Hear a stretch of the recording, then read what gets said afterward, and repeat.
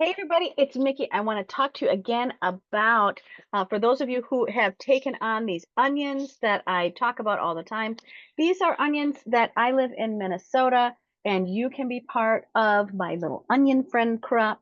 But these are Egyptian walking onions. It is um, so I grow a lot of them and I share a lot of them. And for those of you who have feelings about food that is in its original form, that we've had these in a known a variety for 130 years. So that's why they're a big deal. And if I just plucked them out and handed you some onions and you set it in the car, it would your whole car would just smell like onion. Right now it's onion season, so I am harvesting like crazy. And so I want to put this out there for other people, for other YouTubers that are using Egyptian walking onions, that there is a variety of things that you can do with them. And I'm always welcome to talk to you about heirloom cultivation. And so this is an heirloom variety. And what does that mean? It means that a family holds that together and they continue to cultivate the best of the best of the best of the best. And so Egyptian walking onions came to the United States in the late 1800s. They are in their natural form. So they are also, there's also a bigger conversation around food safety. And while no one wants to eat onions every meal, onions are really a healthy item, but they are also a way for somebody who is not a prepper, but somebody who's interested in eating the food that they, growing the food that they eat, even if it's just a little bit. That's why we have these little container gardens in the house. This is a terrible product for a container garden that's inside your house because they're so fragrant. It's kind of if you've ever grown other very fragrant crops that like basil or like you want them to grow outside because they have the smell will just overtake your life. And but it's onion season and it's the end of the season. It's fall here, so it's time to harvest and it's looking at the harvest and what can you do with these onions. One is it takes a really lot of onions to make French onion soup. It takes a really lot of onions to dry them to make your own signature spice. So the onion, that onion has three specific parts. Well, actually four. So it has the bulb that's in the ground, then it has that middle shaft right up the middle, and then it has the long stalk, and then it has a Egyptian walking onion has what's called a bulblet, a boblet, and that boblet is this little extra piece at the very end, and I will show it to you. So they are also early bloomers. So there's this little bulblet right here. Now you can actually eat that if you wanted. If you're doing a pickled onion, you can do these. You can do pickled onions like this early in the fall if you have enough crop. So it looks like this. It grows at the very top of it. These are thick like chives, but they're really part of a shallot. So they have a lot of flavor to them. So during your onion season, if you have a lot of land, some people just pull them all out and dry them outside. I live in the city, so I have to really concentrate on when I'm harvesting them and why and where are they planted. So when you're thinking about the Egyptian walking onions, give yourself a plan of what kind of onioning you're doing and why you want that variant to go forward. The reason I share them with other people is so that they can continue that growth going forward. They're also a real early spring something to come up in your yard. So like it makes you feel like there's spring. And if you have a late if you have a late snow and they all get demolished, they'll just regrow again. They're really resilient. They are delicious, but they're also a key to something more important.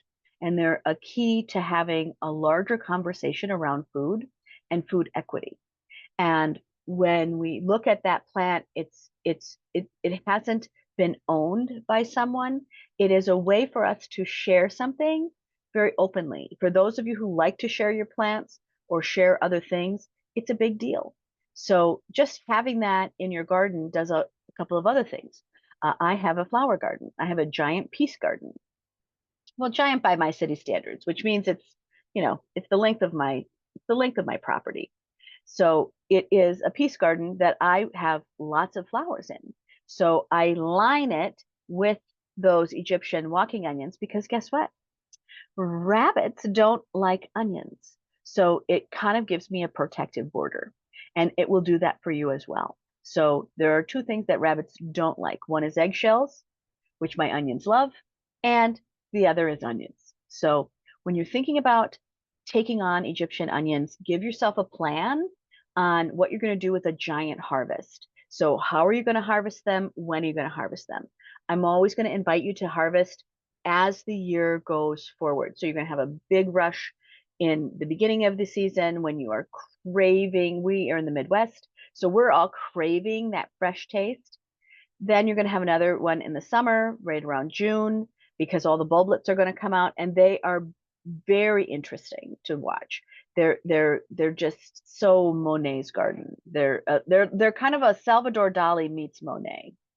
And then you have the end of the season where everything is kind of shutting down.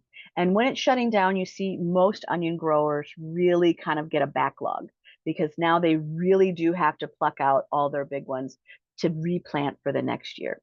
Onions take 2 years, by the way, to get to be a mother plant.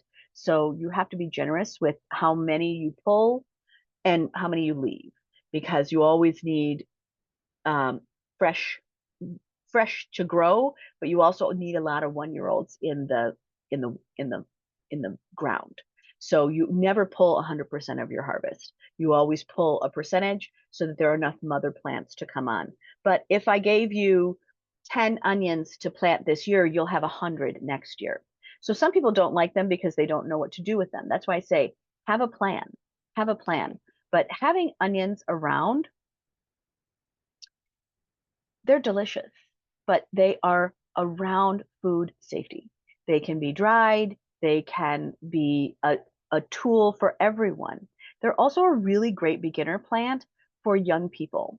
So if you are someone that eats onions on something, that if you have them in eggs or as a daily yum yum thing, it's something to really introduce kids to. That this is a plant that kids can do, that anyone can do. Even if you are a non-farmer, it's good to have. And everyone needs to know how to grow something. Everyone needs to know kind of a basic little list of things that you need to know as someone who eats food. And knowing where your food came from is a big deal. So thanks for checking in on those onions. Thanks for some of you for coming over and picking them up, for sharing them with your other friends, or getting people to know the beauty of that onion. So have a great day. If you have a comment or you're onioning too, that's great. If you are somebody who has a recipe, that's great. If you have another video on the Egyptian walking onions, put them in there because everybody wants to know. All right. Have a great day.